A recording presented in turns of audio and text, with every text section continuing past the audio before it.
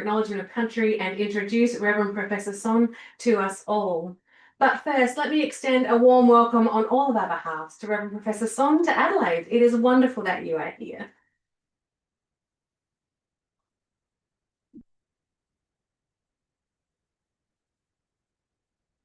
We look forward to this evening of learning and sharing with you.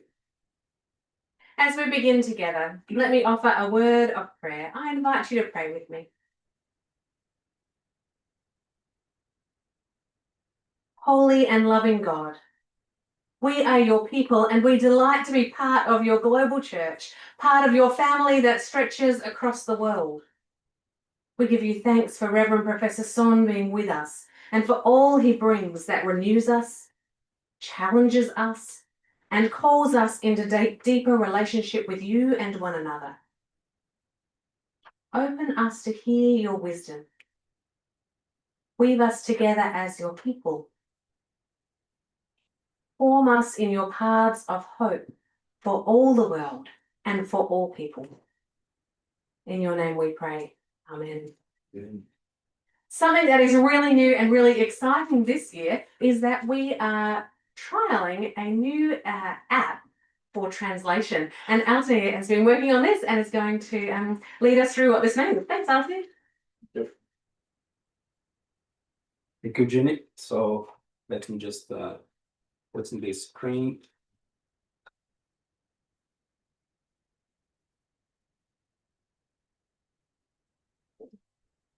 Okay, hello everyone. I just want to everyone like to connect to your Google or Apple store. And then because during the event, we're going to translate, do a real-time translation. And so the first thing that you need to do is to type the word one lingo. Let's just put this one high.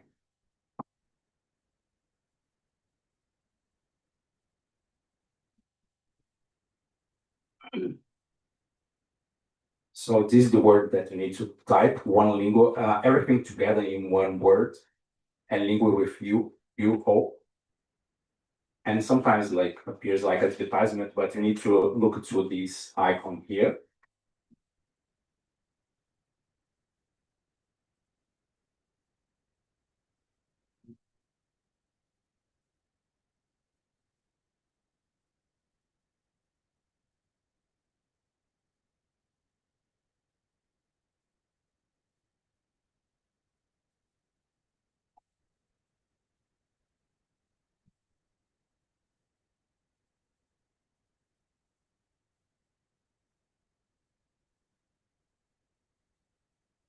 Then as soon as you find the application, then you will need to click in get or download.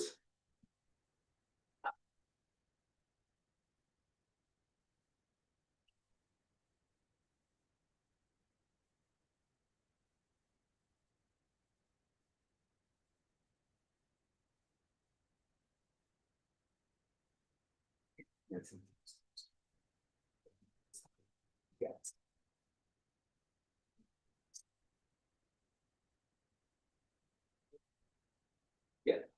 Get, yeah. If you are use iPhone, you need to click get. Android is need to click in download or install.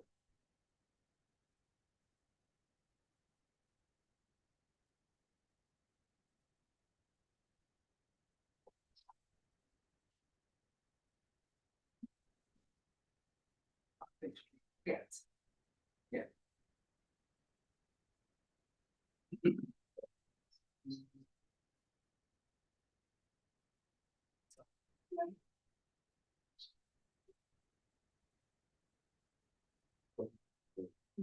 Slow down. Yeah. When we're done with the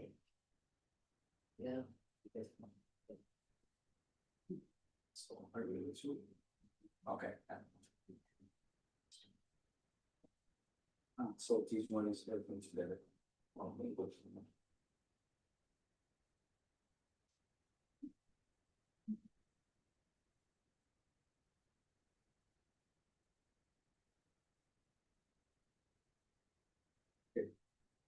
After downloads, you need to click in register now.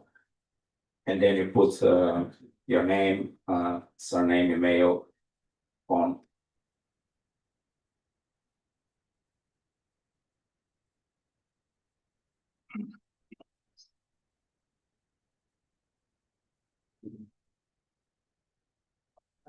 Yeah, you need to put that way. Yeah.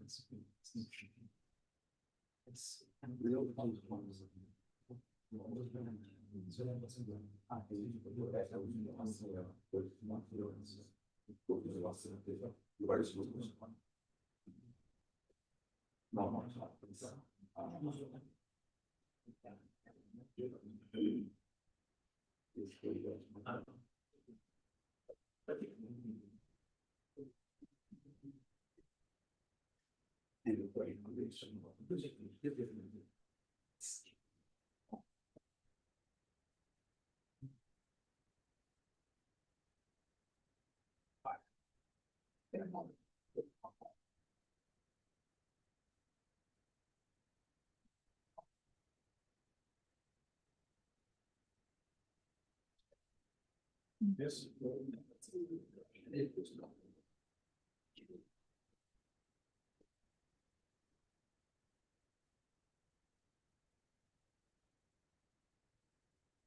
So the next steps you need to. Okay. So we need to put your first name, your contact details, and then in select organization, you see Uniting College for Leadership. You need to choose this organization, and then accept the agreement.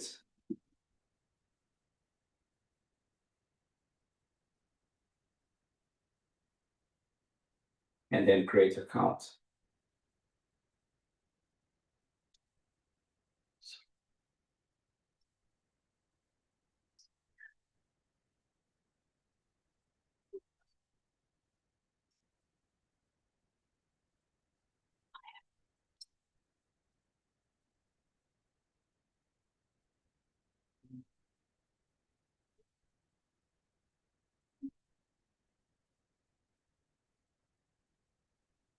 After you create the account, and then simply go back and then put your email and password, and then click in sign in.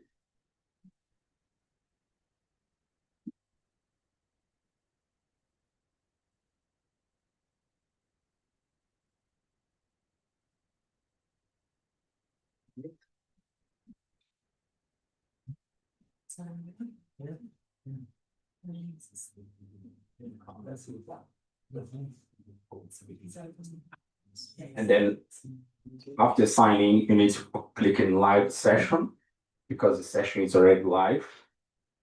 And then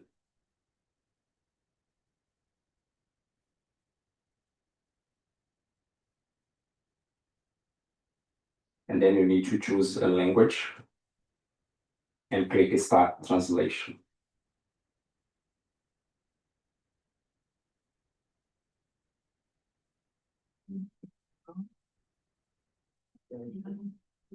Yeah.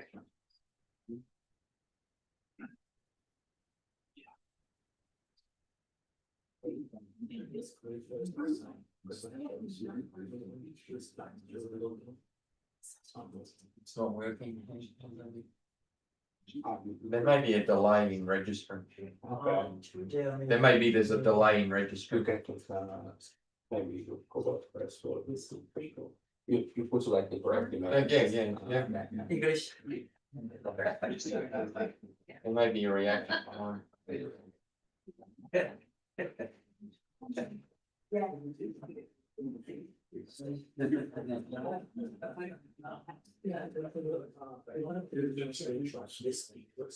Yeah. So. Feels like, oh, it doesn't work, okay, I better keep going. Yeah. Otherwise it'll be- Okay, I do too. That's the.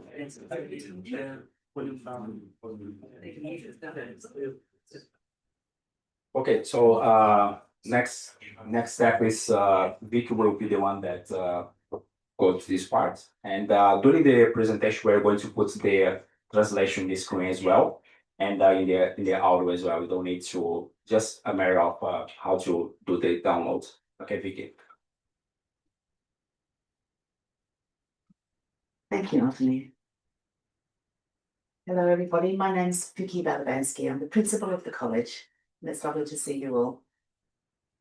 I'm going to begin by acknowledging that we're meeting on the traditional lands of the Kaurna people. Today, we acknowledge that the land on which we gather is the sovereign and unceded country of the Kaurna people.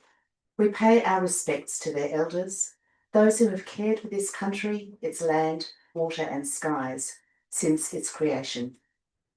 In the light of the covenant that we share with the First Peoples, we commit ourselves to walk together and work toward a more just future for all Indigenous people. It is my great privilege to co-host this plenary and to introduce our keynote speaker this evening. Now, I'm going to begin by pronouncing your name correctly. So it's Reverend Son Wonyong Kyo Suinin. Dr. Son is a professor of religious education at Seoul Christian University, where he has served since 1999. He is a distinguished scholar in the fields of religious education, intercultural learning, and interreligious dialogue, with a particular commitment to exploring how Christian faith can be lived and taught faithfully in religiously plural and multicultural societies.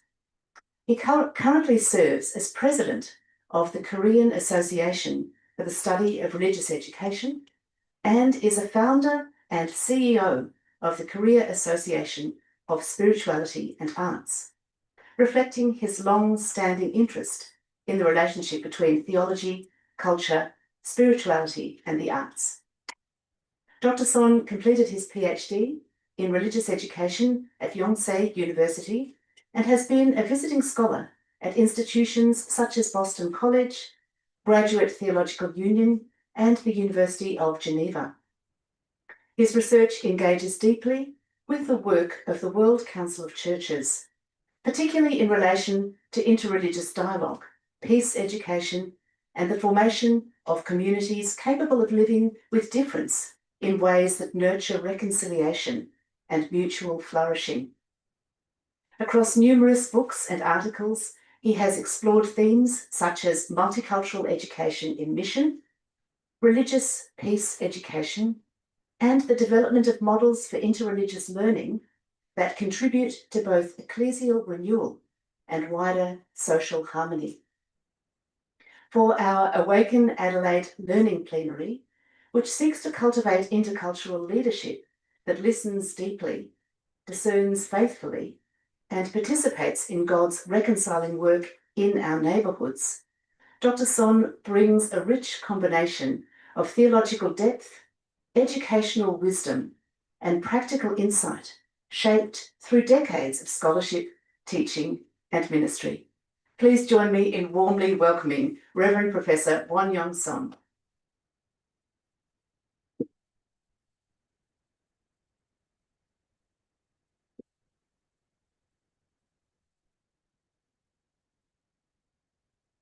안녕하세요.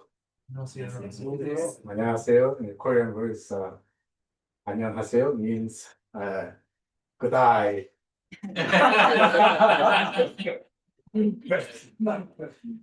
Thank you for your welcome and invitation, Dr. Vicky Balabansky and Leva Hughes, Jennifer Hughes, and Dr. Cole as well.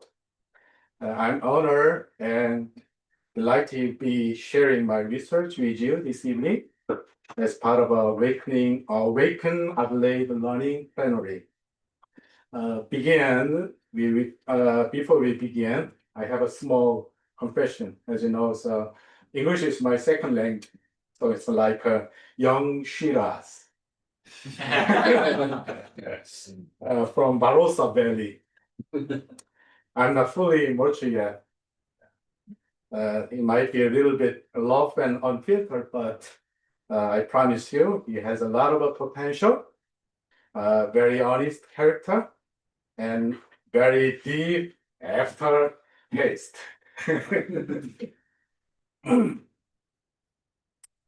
Uh, Before I begin with the story, which I will, let me offer just a little context.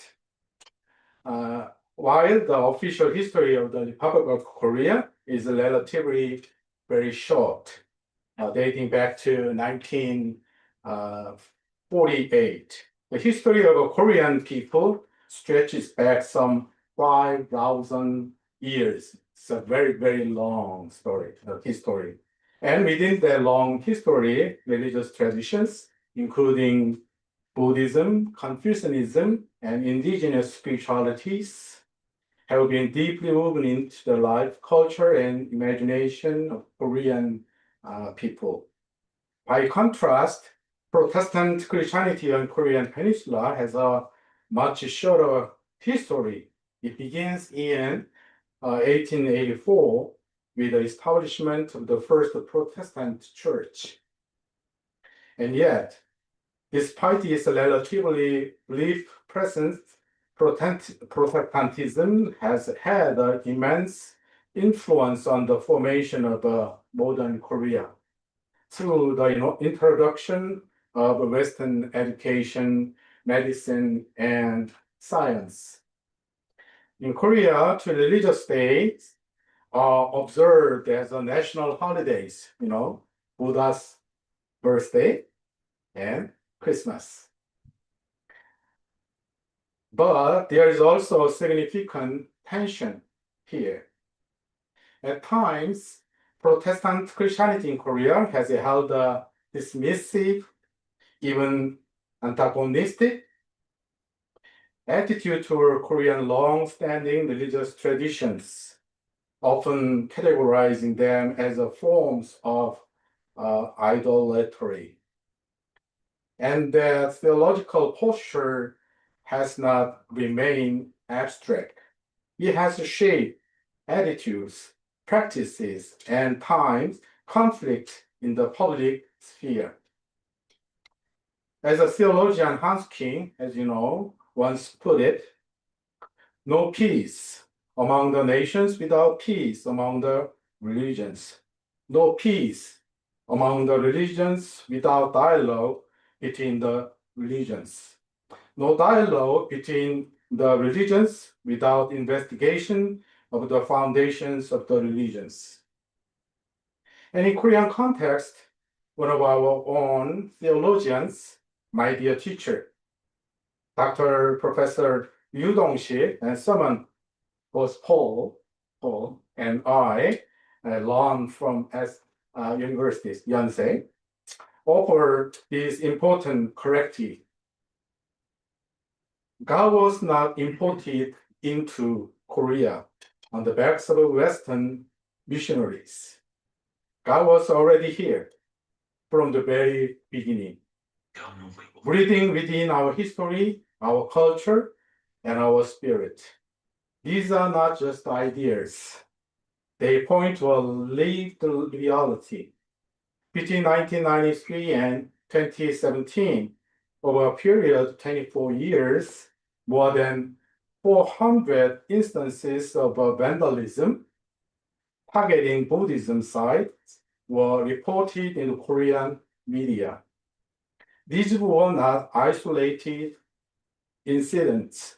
They reflected a deeper theological and cultural conflict between Christianity and Buddhism in Korea. And it's precisely at this point that I want to begin, not with a theory, but with a story from my own life. A story that is still painful to tell, but one that explains why I have spent years researching what I am going to share with you tonight. It is January 2016. I'm a professor of Christian education at SCU in South Korea, and I wake up one morning to news that a man has broken into a Buddhist temple, a small temple called Gyeongsa in the city of Kimcheon in the southern part of Korea. and has smashed the Buddha statues, destroyed them, vandalized the prayer hall, left the community shattered. The man who did this was a Protestant Christian. I sat with that news for a long time, and I felt alongside the horror something else, kind of shame, theological shame, because I knew that the impulse behind that act, the belief that another religion's sacred objects are demonic, that destroying them is a form of faithfulness, is not a foreign to Korean Protestant Christianity. It has roots, it has a history, it has, in some quarters, been taught. And I thought, what can I do? I'm a Christian educator. I have no power to undo what was done, but I can bear witness. I can say on behalf of my community that this was wrong. And perhaps I can do something practical. So I did something simple. I went on to Facebook. I wrote a post. I said, the Buddha statues at Gaeunsa have been destroyed by a Christian. I believe we, as a Christians, bear a responsibility. I'm going to raise money to help restore them. Will you join me? The response was extraordinary. Money came from Christians all over Korea, even beyond. Within a short time, we had raised enough to make a meaningful contribution. When I contacted the abbot of Gaeunsa, we call it Gaeunsa Slim,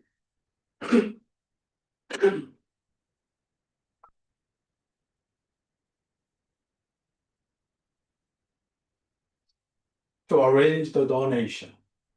He received it with a great graciousness, and then he gently declined to keep it. He said, what happened was the result of Christianity not knowing enough about their neighboring religion. So he asked that the money be used instead for gatherings where people of different faiths could meet, talk, and learn from one another. I was deeply moved by that response. He was a man whose temple had been vandalized, whose community had been violated, and his instinct was not retribution, not even just repair. It was education, dialogue, and relationship. So I donate the funds to the Interfaith Dialogue Forum called the LEPES Forum, Religion and Peace Studies Forum. The first forum was held in 2017.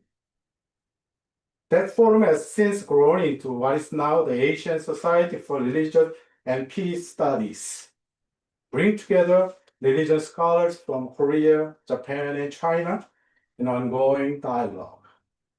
By any chance, if you're interested in this society, please let me know. I'd like to invite you. Osho's throne on violence became a seed of something far larger than anyone intended. I thought that was the end of the story. It was not. In 2017, my university dismissed me. The official grounds were that my actions were incompatible with the identity of a Christian institution. I had raised money to help the Buddhist temple, and I lost my position for it. On Christmas Day in 2018, At the invitation of a Buddhist monk, I had a privilege of preaching at a combined Christmas celebration between Christian and Buddhist communities, held at the Buddhist Center. In that context, I introduced Jesus as a bodhisattva, one who embodies sacrificial love and compassion, mindful of the Buddhist audience present. The sermon was warmly received by both Buddhist and Christians.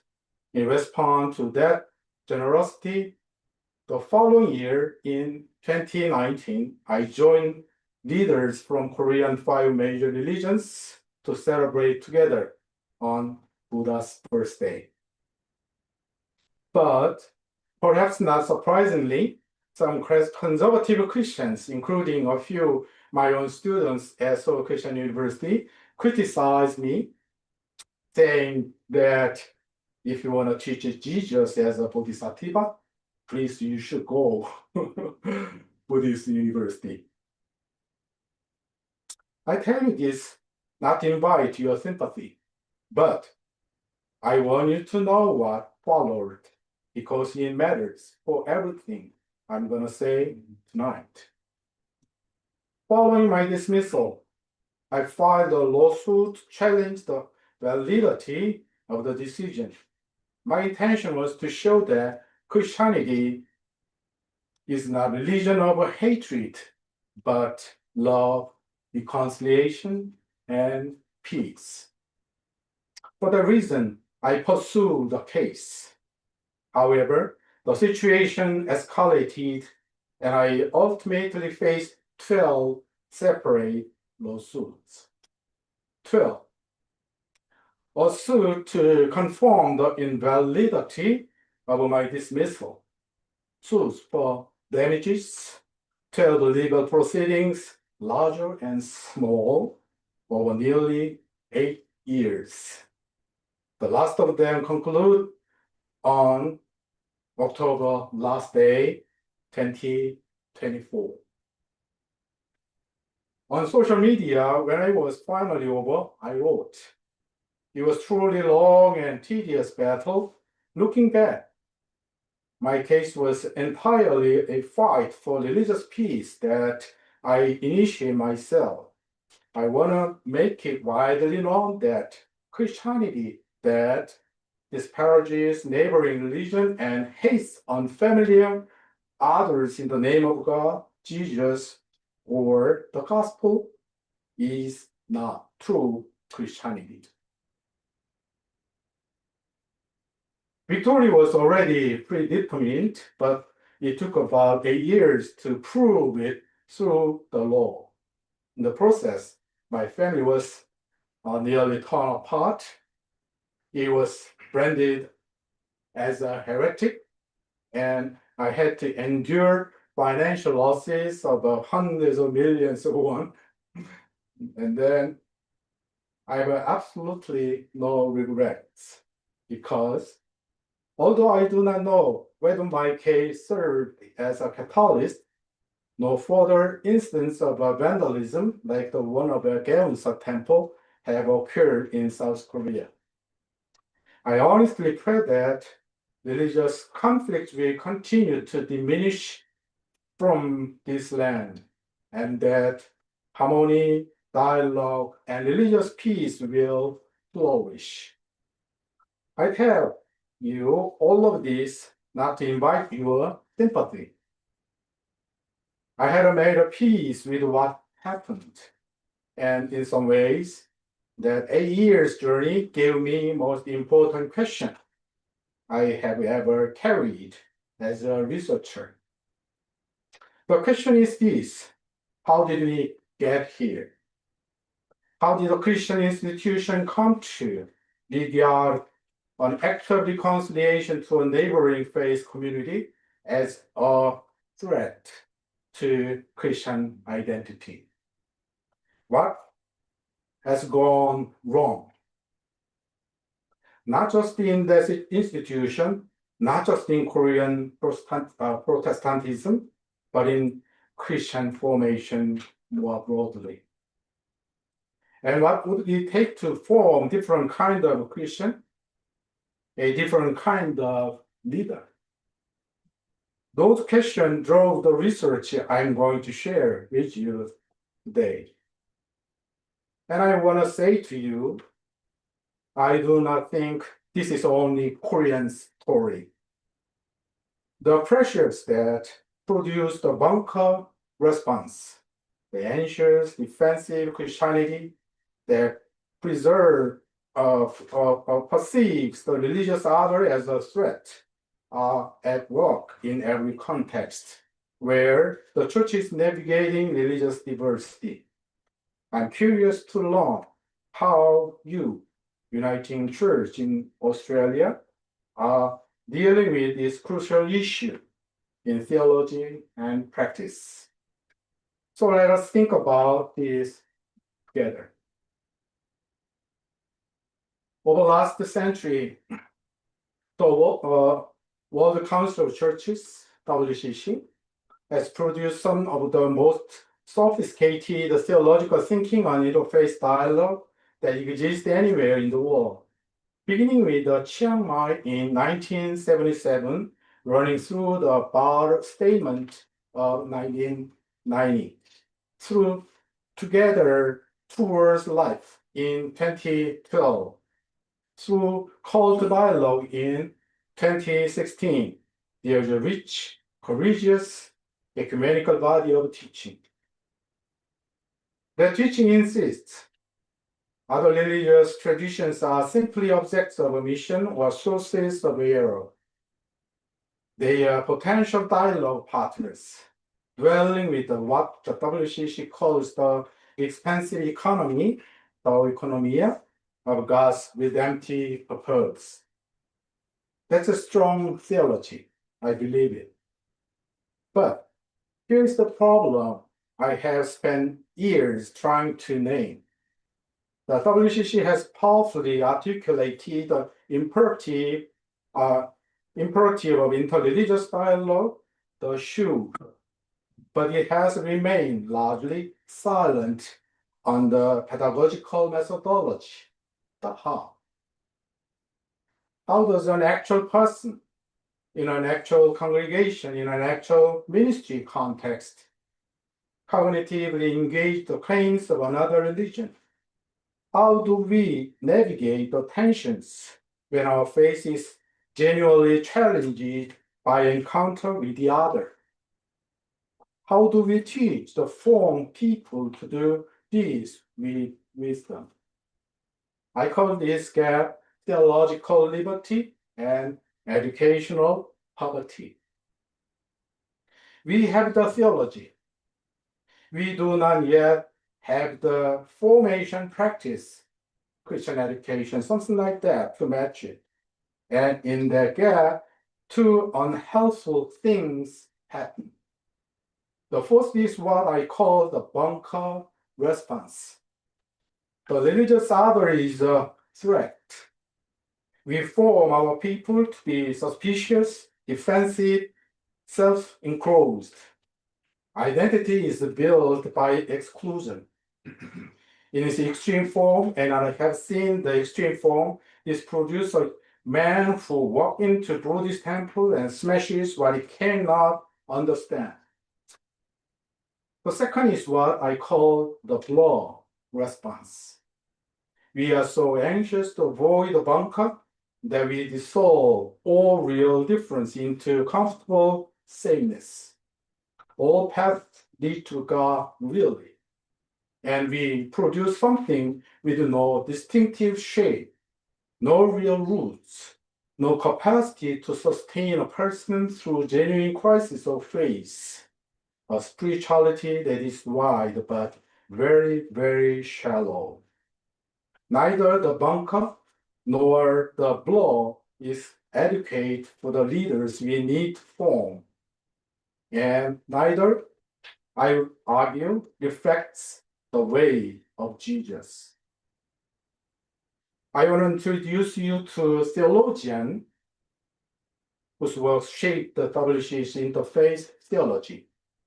and whose gifts we have not yet translated into formation practice or Christian education. Stanley Samartha, an Indian theologian, was the founding director of the WCH Dialogue with the People of Living Faith subunit. He gave us phrase that is deceptively simple but remarkably rich. Quote, commitment to Jesus Christ and openness to the faith of one's neighbor are the two poles of the tension within which we must live. Quote. Samartha's insight was to insist that there are two opposites. That genuine openness to the other is not a delusion of faith in Christ, it is an expression of it. He called this relational distinctiveness. The truth of Christianity discloses itself precisely within relationships, not in isolation from them. I found that theologically beautiful, and I believe it is right. But here's the formation challenge.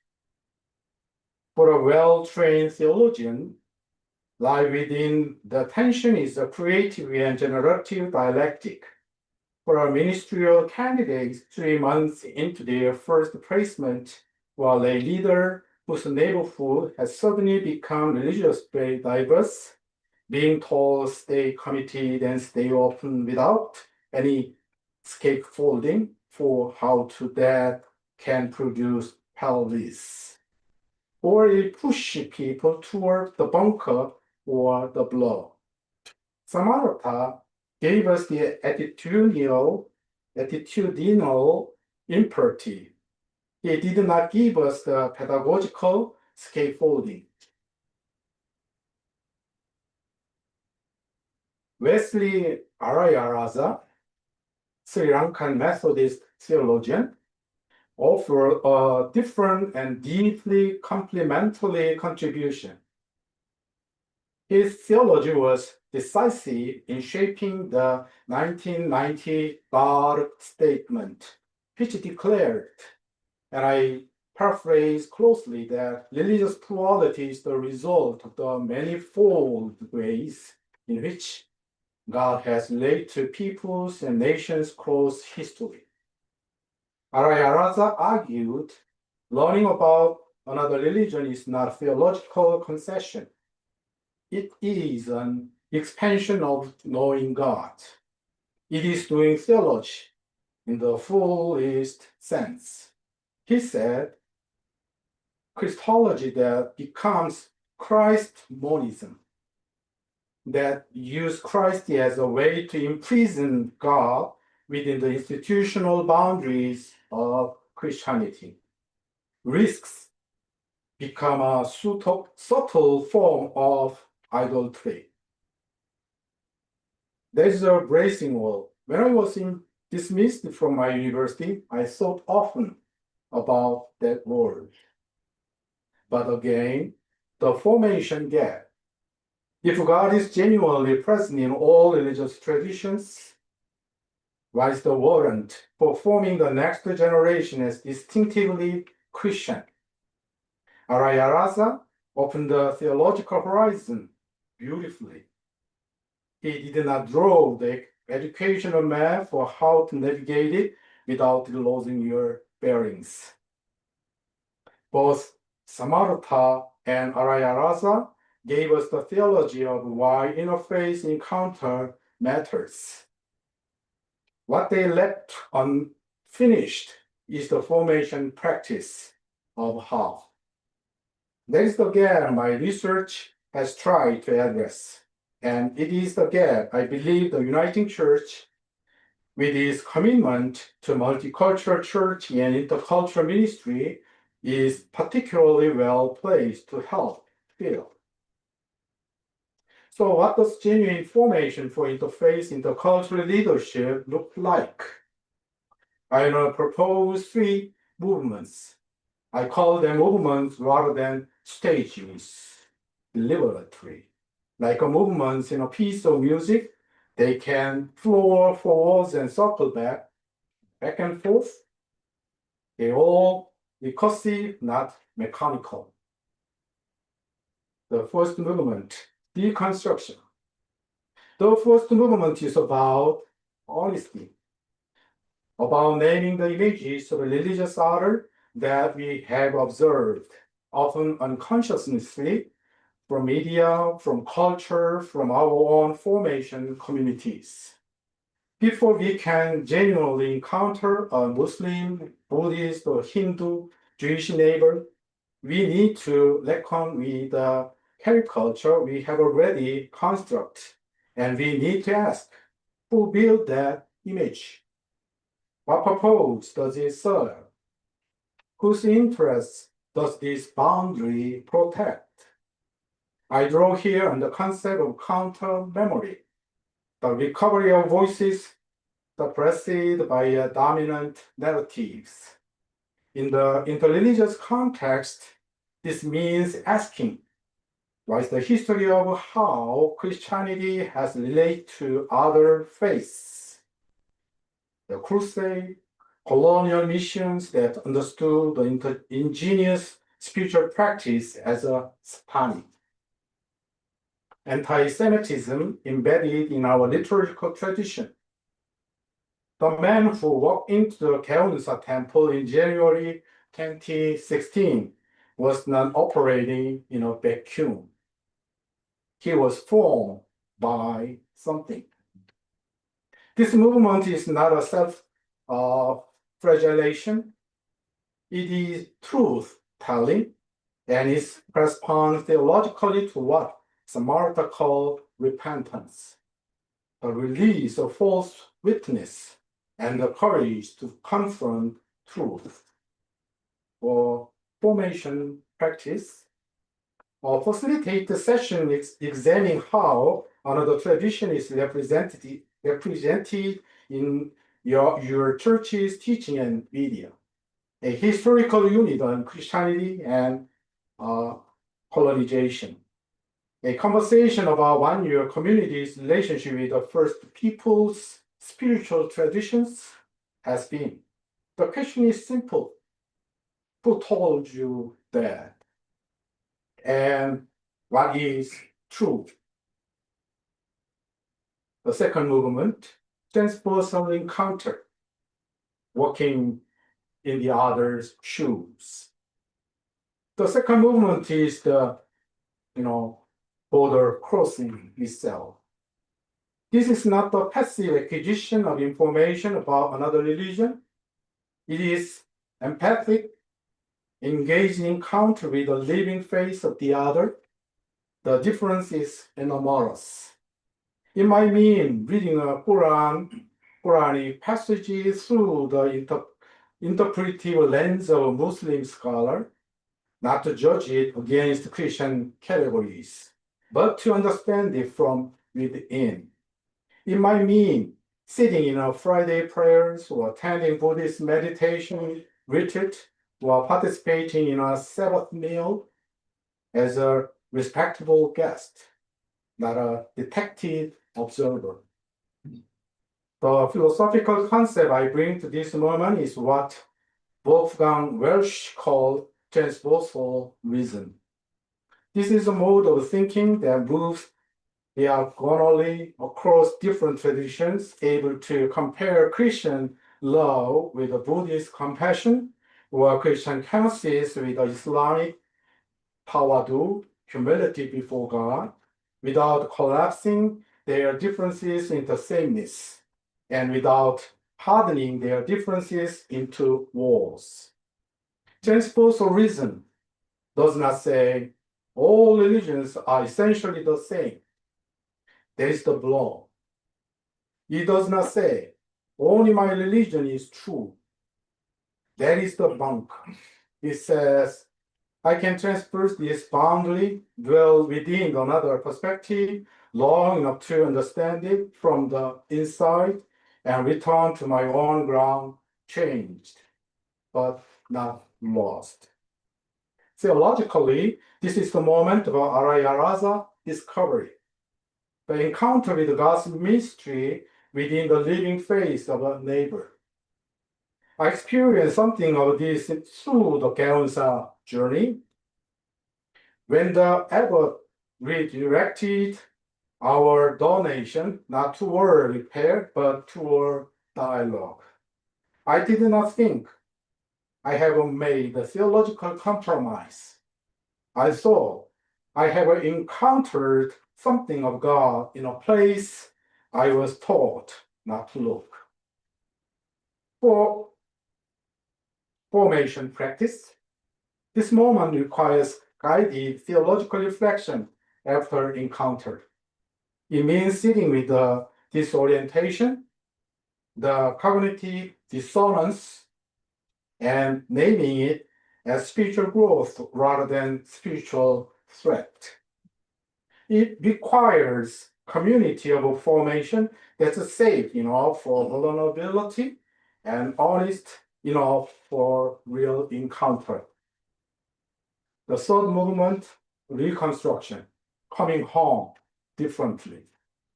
The third movement is the return.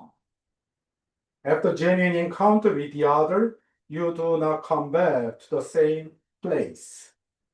You come back to your tradition, your community, your theological identity, but you reread them with new eyes. And something remarkable happens. You discover that your tradition is deeper than you thought. That the resources within Christian faith for hospitality and humility, for solidarity with a neighbor, are richer and more radical than you had previously been formed to see. I draw here on a concept from sociologist Andreas Wimmer called transvaluation, a fundamental re-evaluation of the meaning and function of religious boundaries. What was a wall becomes a threshold. What was the line of fear becomes a site of learning. What was the exclusion becomes the possibility of solidarity. Theologically, I call this expanded commitment, not diluted faith, not relativized belief, but a faith that is wider and deeper precisely because it has been formed in relationship, which is of course exactly how the Trinitarian God has always operated. After I lost my position in 2017, I returned my tradition with different eyes. I found in the Gospel of Luke things I had never seen before. The Samaritan who across the line, the centurion whose face astonishes Jesus, the woman who anoints the Lord in the house of the Pharisees. Jesus kept encountering faith in unexpected places. He was never threatened by it. He was enlarged by it. For formation practice, this movement requires space for re-narration. What did I discover about my own tradition through the encounter? Where did I meet God? Unexpected place. How do I understand the boundary between my faith and my neighbor's faith differently now? This is a work of a theological journaling, shared reflection, communal discernment, the formational art of homecoming. Let me name 4 implications for the leaders gathered in this room. First, for those in the ministerial formation, interreligious formation is not an optional elective for those with a special interest. I've learned that Australia is now one of the most multicultural and multi-faith countries in the world. That is true? Yes. It is essential formation by ministry in Australia today. Our theological colleges need to embed it, and our congregations need to expect it. Second, for lay leaders and multi-faith community leaders, you are already doing this work. Every time you sit with your neighbor of another faith, navigate the school's religious diversity, or attend a community event that crosses religious lines, you are crossing borders. The question is whether we have given you the theological language and spiritual formation to do it with wisdom and confidence. Third, for the uniting church specifically, your commitment being a multicultural church is not merely cultural inclusion. At its theological heart, it is an interreligious commitment because you cannot take seriously the cultures of Australia without taking seriously their spiritual dimensions. Your covenanting relationship with First Peoples, your commitment to being a multicultural church, and your intercultural ministry framework, these are all expressions of faithful border crossing. They all require these three movement formation. Fourth, I will reclaim what I call the pedagogy of kenosis, the self-emptying movement of Christ in Philippians chapter 2, who being in the form of God, did not count equality with God a thing to be grasped, but emptied himself. The kenotic movement is not the abandonment of Christian identity. It is a most profoundly Christian expression. We become more fully who we are called to be precisely by giving ourselves in genuine encounter to the other. I want to close with one image, and I want to return in closing to Geunsa Temple. A stone thrown in violence became a seed of dialogue. A fundraising campaign became the founding gift of a Society for Religion and Peace Studies, and 8 years of litigation became, in the end, a testimony that a Christianity which hates its neighbor is not true Christianity. The boundary between religions is not a site of terror. It is a creative contact zone, a threshold where new learning, new encounter, and the extension of God's reign can begin. I think of the Celtic Christian tradition, which speaks of what they call a Cowlite. Is it correct, the pronunciation? Yeah, Cowlite, a thin place, where the distance between the human and the holy becomes permeable. The boundary between faith encountered with honesty and love can be exactly that, not a wall of fear, but a thin place. And the one who modeled that crossing most fully, who crossed from glory into poverty, from the whole into the broken, from life through death and back into life, is the one in whose name we gather. His name is Jesus. Jesus did not say, do not cross the line. He crossed every line there was. What he said in his life and his teaching and his death and resurrection was cross the line without fear, but cross it with wisdom. That's the vocation of the leader we are trying to form.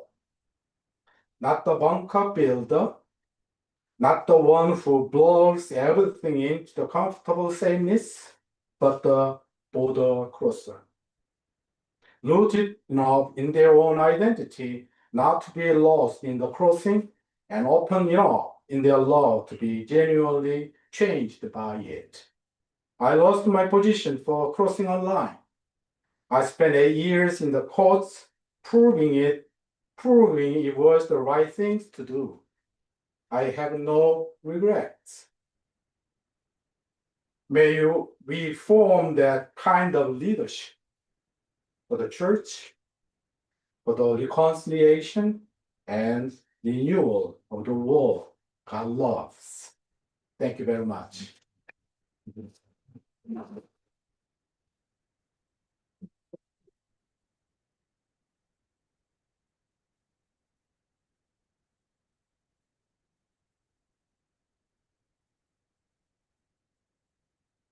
고맙습니다. Thank you, Professor Song, for that rich and challenging keynote.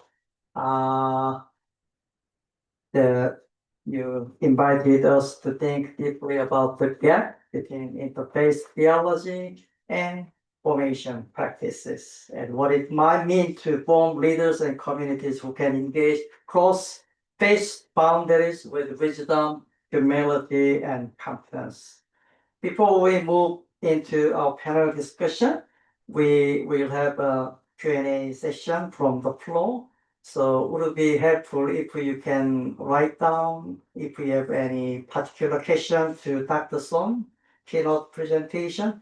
Would you please write down on paper and please give Cyrus so that Dr. Song can prepare with that. Thank you. And we now move into our panel conversation where we'll hear responses from 3 distinguished panelists, each bringing wisdom from their own context and experience. Each panelist will offer a brief 3 to 5 minutes. Let me repeat, 3 to 5 minutes. 3 minutes would be better. Then we'll move into moderated conversation together. So before that, let me briefly introduce our panelists. Dr. Deirdre Palmer served as the president of the United Church in Australia from 2018 to 2021, and prior to that, as a moderator of the South Australian Synod. She has spent much of her life in theological education, teaching across institutions in Australia and internationally, including in the United States. Deirdre also brings experience as a social worker, including in trauma-informed counseling. She continued to serve the church through teaching, preaching, and active involvement in her local congregation, and including social justice ministry. Can I invite to have sit here? And Dr. Toa Hutagalu is a director of theology and church history at the United College for Leadership and Theology.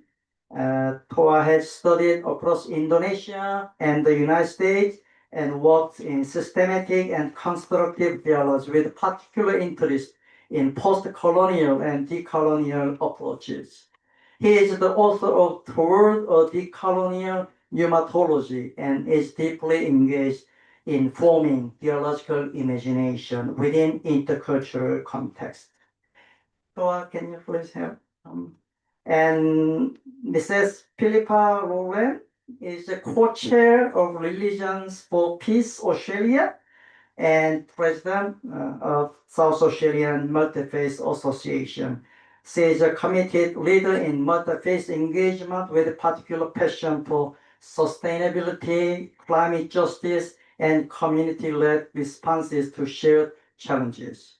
Her work brings people of different faiths together, something like this, in practical collaboration for the common good.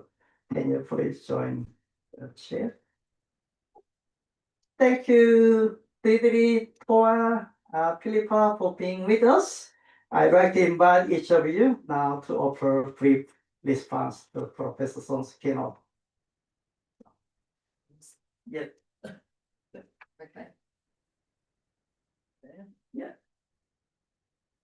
Or you want to like this? That's good. Yeah. Thank you. Thank you so much, Professor Song, for your excellent presentation. And I had the joy of being able to read it beforehand. And I loved your images of the bunker response, you know, where we kind of define ourselves against people. And I could recognize those responses in some of my experience at church, the blur response and the border crosser. And as you were speaking, it reminds me of Letty Russell, who is a Christian educator and theologian who talked about church in the round, about being a non-hierarchical church. And she pushed against the old maths of where we define ourselves by the circumference. So it kind of reminds me a little bit about your bunker response. And she said that the old maths focuses on circumference and who we're against and defines us against others. But she says God's new maths is focused on the centre. It's a commitment to the centre, and the centre which brings strength to relationships. And for us as Christians, that centeredness is in Jesus Christ. And for the Uniting Church, those of you who are familiar with our basis of union, paragraphs 3 and 4 clearly define that we are Christologically centred, the Christ who comes to bring reconciliation and renewal into the whole world. And that's the foundation on which we engage in interreligious dialogue. The other image I wanted to use here is being influenced by Letty Russell and some of the people who, in feminist theologians, who talk about being a discipleship of equals. When I was serving as president, and Paul knows all about this because he'll be our president next year, you get an opportunity to have a theme to encourage the church. And my theme I used was Abundant Grace, Liberating Hope. And one of our artists, our graphic designers, I talked to her about the theology of the Christ who is at the centre, but it's not about the circumference. It's actually about the movement of the Spirit out into the world, that the church doesn't control the Spirit. The Spirit is at work all around us in other religions, in nature, and so it was an attempt to kind of create some of the kind of images that you're talking about. The other person that came to mind was the person we both worked with, Thomas Broom, and some of you who are educators will know Thomas Broom. Thomas Broom is a Catholic educator based at Boston College, and he uses movement, as you have suggested, the 3 movements of dialogical and empowering. He talks about a process which tells the best version of the Christian story and vision that we know, but don't tell it like it's the only version. And I think when you talk about our formation in faith, where has it gone wrong? I think that we want to embrace a version of the Christian story and vision that opens us to loving our neighbours in ways that lead us into deeper dialogue with people of other religious traditions and towards God's vision of a world of peace with justice and reconciliation and flourishing.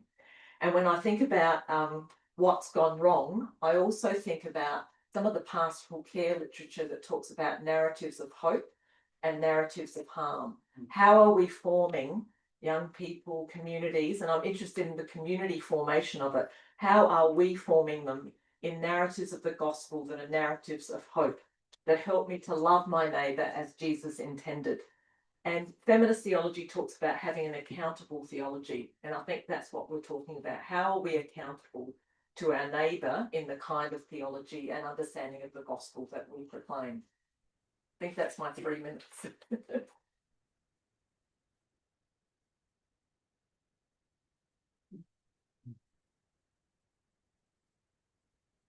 Yeah, I also really appreciate how Sean Kyosun opened the presentation with stories and how we get the context of his theological insights. I'm also deeply touched by the struggles that Sean Kyosun experienced in speaking up for justice, promoting interreligious dialogue. I resonated with many of the points that you shared tonight, from religious holidays. In Indonesia, we also have religious holidays. Influence of indigenous cultures, the history of vision in Indonesia, to the ways Christian theology is connected to other religious traditions. In the Indonesian context, this engagement is mostly with Islam, although we also acknowledge Confucianism, Buddhism, Hinduism, and after all, Indonesia was once a Hindu-Buddhist kingdom. Yet encounters with Islam are most often what surface in discussions among people and churches, both in disturbing and constructive ways. Perhaps one thing that is a bit different is how in many in many churches, local cultures in Indonesia are not rejected, but instead syncretized with Christianity, introduced by the Dutch, Portuguese, and Germans during the colonial period. Regarding responses toward the so-called religious others, I think Son Kyosunim emphasis on the questions of how rather than merely should is an important one. The analogies of bunker and blur responses are also helpful in prompting us to be more critical of how we position ourselves when relating to others. The same applies to the need for the pedagogical scaffolding. There is a need to bridge the formation gap. And Dr. Son helpfully proposes the movements, this construction, border crossing, and the construction. And I have my own way to retell what you just said. I remember when I was in high school, my history teacher spoke about the Crusades and mentioned how Muslim armies defeated the European Crusaders. And suddenly one of my classmates said, "Yes!" There was no response from others in the room, and the teacher continued the lesson. Interestingly, however, if we know some computer games, the Crusaders were often portrayed as exotic armies of God. Even the film Kingdom of Heaven, if you remember, became quite popular at the time. And this illustrates the need for actually to deconstruct on both sides regarding the story of the Crusades, to recognize that they were not truly about defending the core beliefs of either Christianity or Islam. And as for border crossing, I agree that this is also a crucial movement. In Jakarta, the largest and most historic cathedral stands directly across the road from the largest mosque.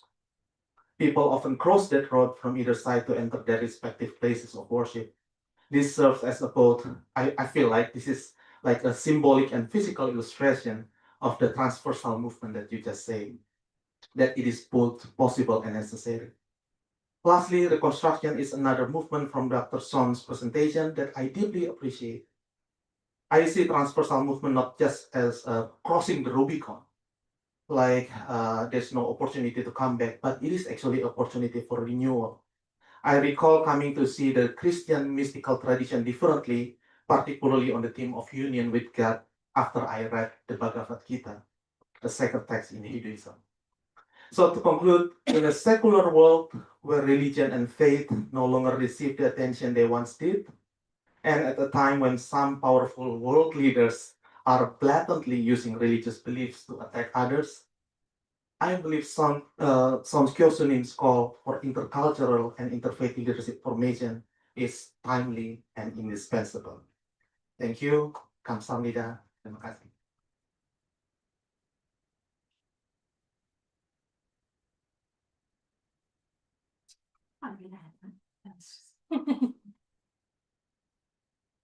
Thank you very much for your talk.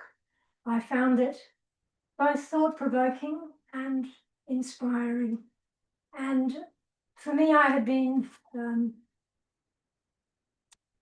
glad that Buddhist monk had the wisdom to suggest you go and continue dialogue rather than to rebuild the temple. Because even though it caused great hardship for you, I think through your journey, it's probably had multiple benefits that are continuing to ripple out from that act of compassion that you were moved to take that step. Yeah.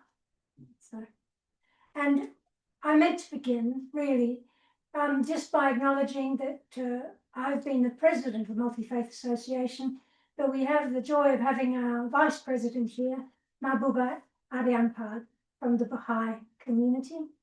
And it's been one of my great pleasures to work with the Baha'i community in Adelaide.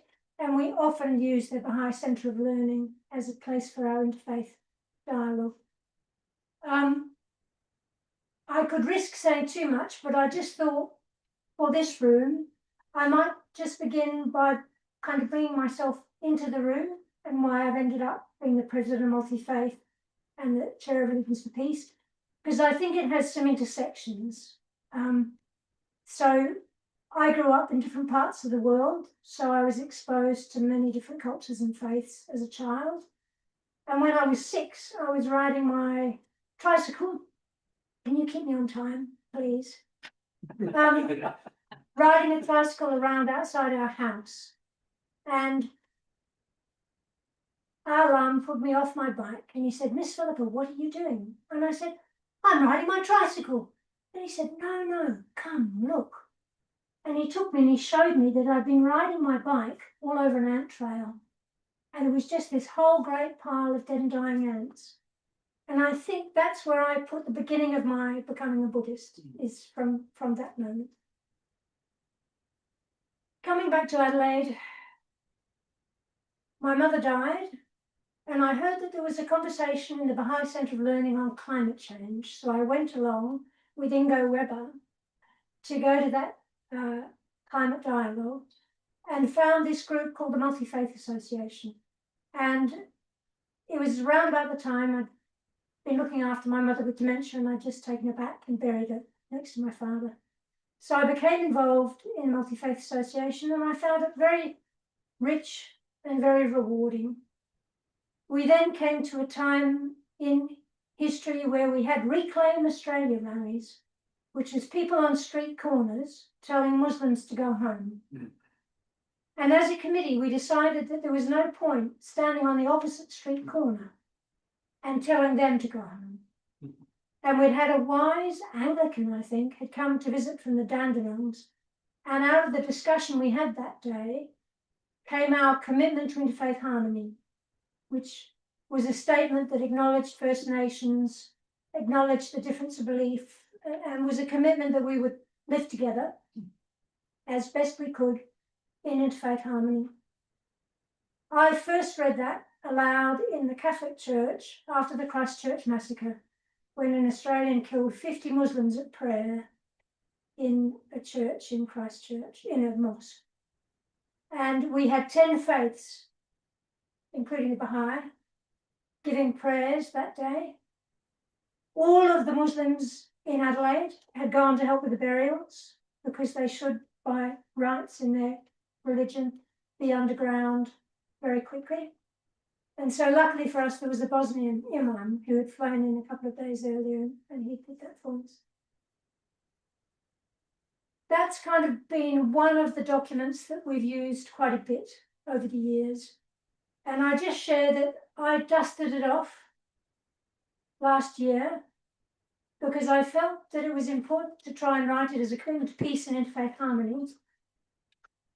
Because of what I was seeing with the divisions in the world, and also because of my concerns that I was seeing a call for a special envoy for Islamophobia and a special envoy for anti-Semitism.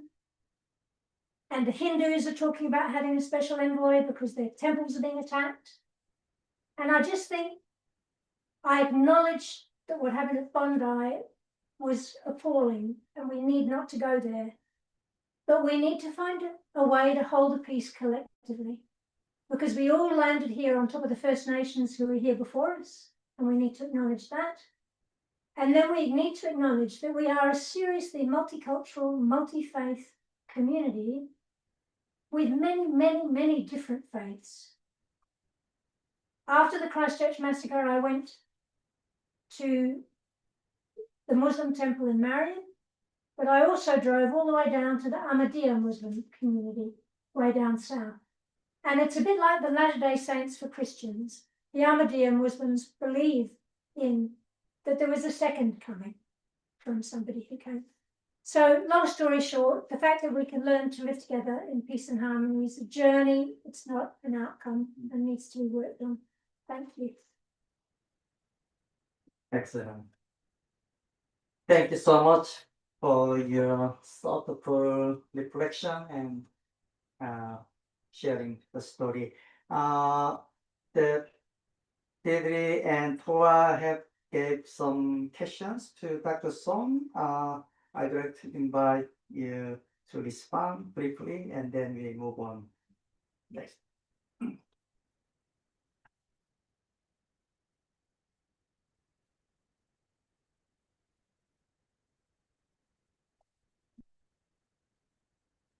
Thank you very much for your comments. I appreciate it very much. And Dr. Flora and Dr. Alma, Dr. Philip, thank you. Actually, I received several questions before I came. So about question Dr. Huang. Actually, he gave me 3 questions. Feel free to just answer one. You have to respond one, and when you just one question, but I have to do. The first one is about our identity and betrayal.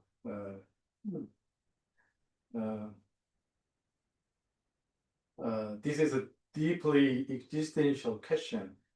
Many Christians fear that crossing boundaries lead a loss of identity or betrayal of faith. However, I found my answer in the wisdom of a mentor, my professor Yu Dongxi. He said, as you know from the screen, that God was imported into Korea by catching right on the backs of the Western missionaries. God was already here from the beginning of time. It touched me very much. Crossing boundaries is not about leaving Christ behind. It is about liberating the Christ we have imprisoned within our own narrow doctrines. When I applied and response of Geunsa Temple at the vandalism, I did not do it to become a Buddhist. I did it because it was the most honest Christian act, obeying the command to love your neighbor as yourself. Returning from the border is not about being brainwashed. It is about expansion. We encounter Christ, who is much larger and deeper than the one we knew before. True conviction in Christ does not build walls. He opens doors. It is an act of kenosis, the very heart of the path Jesus walked. He gave me a second questions I respond, and about the continuity of the movement. As she mentioned, actually I learned the idea of a movement from the Tom Broom, the Boston College. And to ensure this transpocial movement is ongoing, we must redefine our identity not as a fixed fortress, but as a flowing river or symphony movements in orchestra. As I mentioned in my paper, transpocial vision is not about migrating from one system to another and settling there. It is ability to communicate constantly in the in-between space between systems. Reconstruction is not the end of the journey. It is a new starting point. We are in the grand cycle, seeing ourselves through the eyes of the other and then seeing the other through our own eyes. Just as we breathe in and out to live, this transpocial movement must become our spiritual breath. When we practice hospitality toward otherness in our daily lives, these movements become a lifelong spiritual pilgrimage rather than a one-time event. And lastly, on education in a homogeneous context. This is very practical challenging. Not every student can visit a mosque or a temple. In such cases, we must utilize what I call pedagogical reconstruction and vicarious crossing. First, we can use the thematic transversal curriculum. Instead of teaching Buddhism 101, we start with a shared human questions such as suffering, death, or peace. We then explore how different traditions, including Christianity, have answered these questions through text and media. Second, the role of the teacher as transformative intellectual is crucial.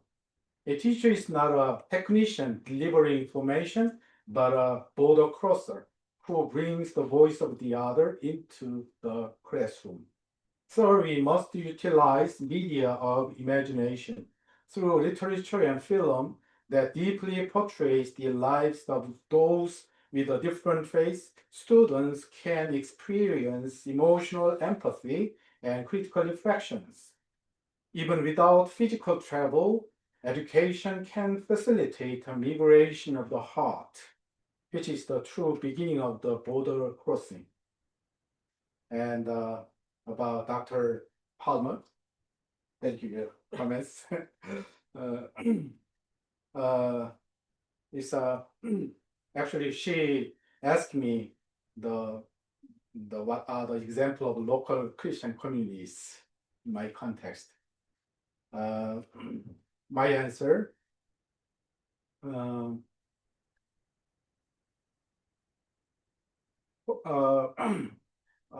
appreciate the insightful question and for mentioning those inspiring examples in Sydney and Dallas.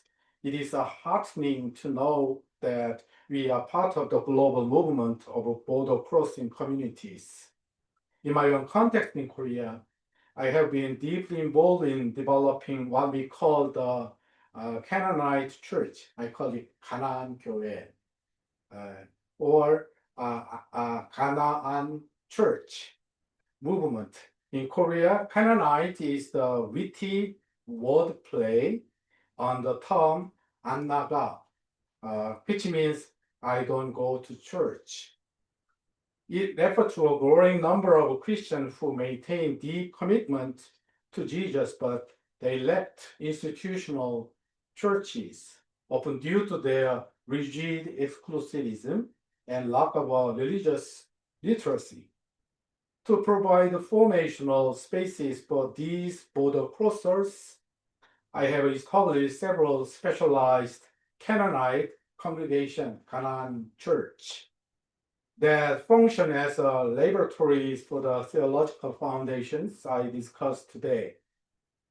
First, Interreligious Dialogue Church. This community is specialized, designed for those who seek to encounter God through the other. We don't just study our own scriptures. We intentionally engage with the sacred texts and rituals of our Buddhist and Confucian neighbors. It is a space where we learn that crossing the boundary is not a betrayal of Christ, but a way to witness the magnificent boundaryless mission of God. Number two, Religious Literacy Church. Religious Literacy Canaan Church. Here the focus is the formation through education. Actually, we use the textbook of high school students, even via adult. We help Christians move beyond dogmatic stereotypes to develop religious literacy. The ability to see the divine presence in different religious traditions. We believe that a literate Christian is a more faithful Christian. Number three, 다석 유영모 가나안 Church. This community is named after 다석 유영모, a brilliant Korean Christian philosopher. He's one of the representative philosophers in Korea, who integrate indigenous Korean philosophy with the gospel. By exploring this idea of God as nothingness, spirituality, we teach our members how to be authentically Korean and authentically Christian at the same time, just pushing the borders between Western theology and Asian wisdom. These communities act as a safe but brave space. Just like an example you mentioned, we are trying to shift the Christian identity from a bunker, where we hide from the world, to a bridge, where we meet Christ in the face of the stranger. In these margins, we are forming a different kind of leader, not one who guards the fortress, but one who joins God's magnificent dance across every boundary. Thank you. Yeah.